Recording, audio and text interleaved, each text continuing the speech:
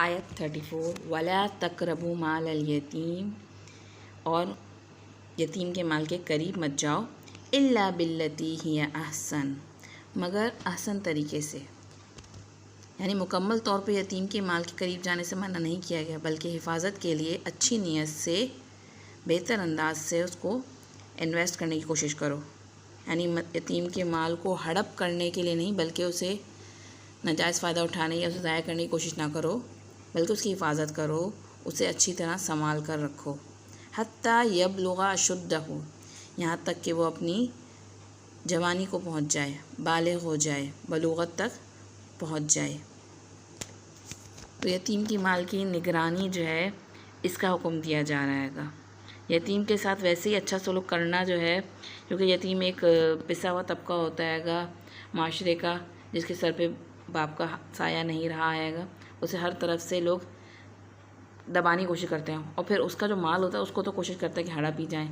तो उसके माल के पास क्या जा रहा है, उसके माल की हिफाजत करो, उसकी निगरानी करो और उसको तक पहुंचाओ। जब तक वो बलूगत तक नहीं पहुंचाता तब तक वो तुम्हारी कस्टडी में है उसका माल, और फिर तुम्हारी अमानत के तौर पे है।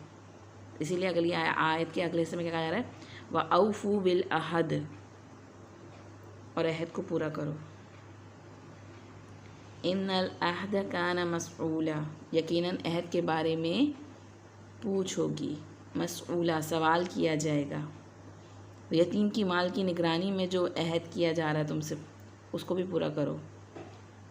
अहद की वजह से पूरा करो, ख्वाह यतीम जैसे कमज़ोर से ही क्यों ना हो। सिर्फ इसलिए अहद पूरा ना किया जाए कि अब सामने वाला जो है बहुत ताकतवर है या वो मुझसे पूछेगा, बल्कि अहद के बारे में अल्लाह ताला सवाल करेगा। और आम रोज़मर्रा के वादे जो हैं वो भी इसमें शामिल होते हैं, ख़ास तौर पे जो कॉन्ट्रैक्ट होता है, जैसे निकाह है, एक औरत के साथ एक अहद किया गया है, शराकतदारी पार्टनरशिप होती है, किसी मज़दूर के साथ है, किसी वर्कर के साथ अहद है। तो ये सब यतीम हो, औरत हो, कोई बिज़नेस पार्टनर हो, कोई मासी है, कोई मज़दूर है, कोई वर्कर है, हर एक से जो मुआहदा किया है उसको पूरा करो। जितना काम कराएं तो उसको उतनी पे दें फिर उसकी। और दुनिया में कमज़ोर हक़ नहीं ले सकता अगर, तो याद रखें क़यामत के दिन अल्लाह उसको हक़ दिलवाएगा, अल्लाह ताला पूछेगा तुमसे हक़ का। इसीलिए नबी करीम सल्लल्लाहु अलैहि वसल्लम ला दीन लिमन ला अहद लहू, उसका तो कोई दीन ही नहीं जिसमें अहद की पाबंदी ना हो। आप देखें, वादा तोड़ना मुनाफिक का काम है। अगर नहीं कर सकते पूरा तो वक्त से पहले एक्सक्यूज़ कर लें, एलानिया तौर पर बता दें। छुप छुपा के वादा तोड़ देना अपने तौर पर ही ये धोखा देने में आता है।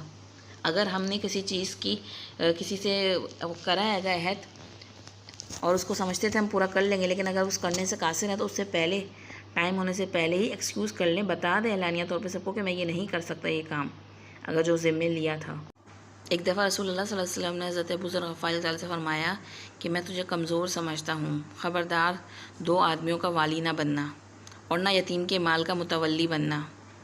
वादा वफ़ा करो, क्योंकि इसके बारे में जवाब देना होगा। ऐसे कामों की ज़िम्मेदारी ना लें जो हम निभा ना सकते हों। और याद रखें, कोई भी ओहदा उठाते वक़्त, ओहदा का लफ्ज़ भी ना अहद से ही आता है।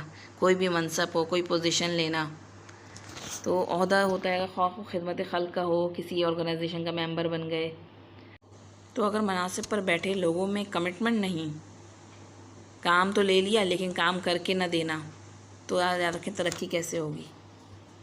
जब बुलाते हैं किसी को, आप देखें इलेक्ट्रिशियन को, प्लम्बर को, अभी आ रहे हैं और यूँ हो जाएगा काम, लेकिन जब काम करने की बारी आती है तो काम नहीं होता और फिर तनख्वाह पूरी चाहिए होती है।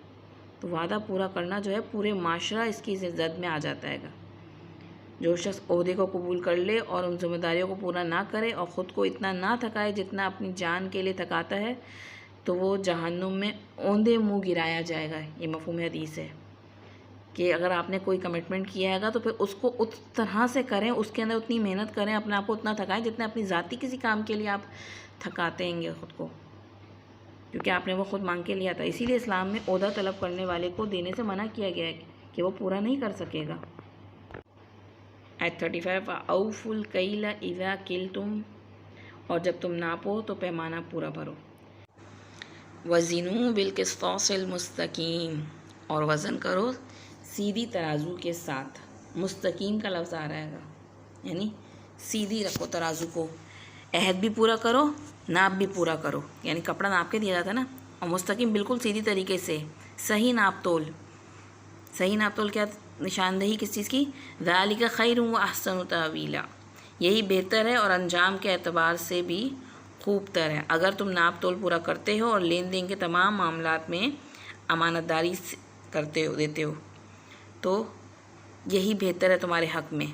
दुनियावी लिहाज से भी इसमें बेहतरी आएगी कि ऐसी बात है, कस्टमर कैसे बनते हैं? जिस जगह से आपको शिकायत नहीं होती आप वहीं जगह उस जगह बार बार जाते हैं कि वहाँ से हमें धोखा की कोई टेंशन नहीं है। और आखिरत के एतबार से भी कुरान मजीद में आता है ना, वैलुल लिल मुतफ्फिफीन, डंडी मारने वालों के लिए हलाकत कहा गया है। तो लेन देन के मामले में पूरा दो जो ठहरा है, जब नापो कपड़ा वगैरह या तोलो कोई चीज़ वज़न करो तो किस्त तराजू को सीधा करके इंसाफ के साथ पूरा देना बेहतर है रिज़ल्ट के एतबार से। क्योंकि कमी अगर इंसान करता भी क्यों करता है कि थोड़ा थोड़ा करके ज़्यादा नफ़ा कमा ले, तो कुछ दफ़ा धोखा खाएगा एक शख्स, फिर यहाँ नहीं आएगा वो, और ख़ुद यहाँ नहीं आएगा बल्कि औरों को भी मना कर देगा कि इस शख्स के पास मत जाना, ये धोखा देता हैगा, ये सही नाप कर नहीं देता हैगा, इसका तोल जो है सही वज़न नहीं होता हैगा। तो धोखेबाजी से जो वक्ती फ़ायदा उठा लिया वो भी बाद में गया और दुनिया का अंजाम भी ख़राब हुआ, नताइज तावील जो है रिज़ल्ट, और आखरत का भी, क्योंकि आखरत में जो है धोखा देने वालों को जो है उनके लिए जन्नत नहीं आएगी। नबी मना फरमाएगा जो धोखा दे वो हम में से नहीं है। यानी ईमान के मुनाफी बात है ये दूसरों को धोखा देना। और दियानतदारी से कमाया हुआ मुनाफा थोड़ा भी होगा तो अल्लाह ताला उसमें बरकत अता फरमाएगा। फिर होता है ना, लोग कस्टमर बन जाते हैं कि नहीं हम तो वहीं जाएंगे क्योंकि उस शख्स से हमें धोखा नहीं होता हैगा, बल्कि वो सही नाप की चीज़ दी जाती हैगी।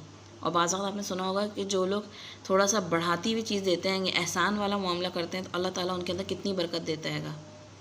एक कीनू वाले शख्स के बारे में आता था ना कि वो जब कीनू देता था तो उसने अपना दर्जन जो है वो 13 का बनाया हुआ था। जैसे लोग 12 देते हैं तो वो कहता था हमारा डज़न जो है 13 का है। तो अल्लाह ताला ने इतनी बरकत दी कि वो लाखों करोड़ों पे पहुंच गया।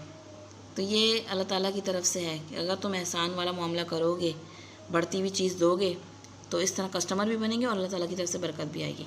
और अगर डंडी मारोगे तो दुनिया का भी खसारा होगा, कहीं ना कहीं लॉस में जाओगे, और आखिरत का तो बहुत बड़ा खसारा है ही है।